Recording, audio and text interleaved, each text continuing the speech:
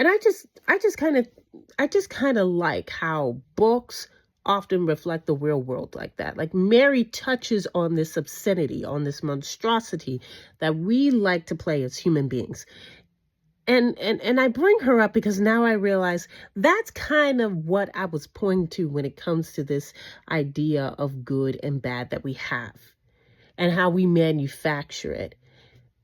Frankenstein, the book, shows that pretty strongly.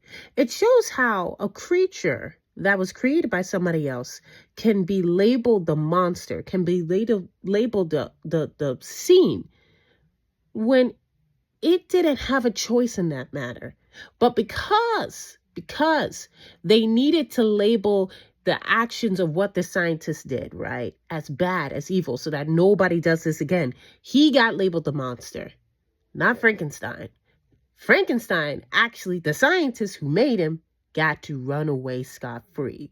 But his creation got all of the blame, got all of the hurt, and got all of the punishment and all of the bad things. Read it, but for the most part, he didn't really do anything. That's all I'm saying. He didn't really do anything that obscene.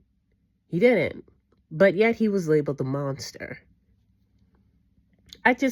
The real world kind of acts like that. And this is kind of what I mean by, we sometimes manufacture goodness and badness because we need to get rid of the obscene off of us. And so in order for us to not be obscene or for us not to look like monsters, we will then go and put the obscenity on somebody else, and we'll put the monstrosity on somebody else so that we look good.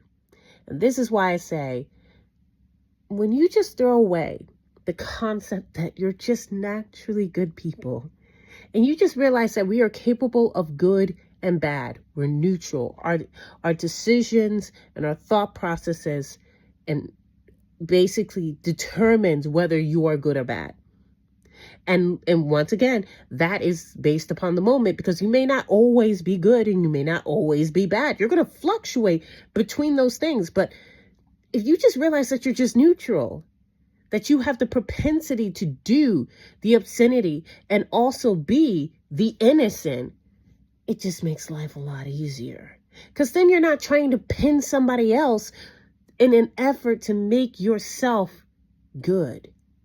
You know? You're not going to always do that, because you're just going to realize, nah, I'm pretty obscene myself, and I don't have to pin that on somebody else to make myself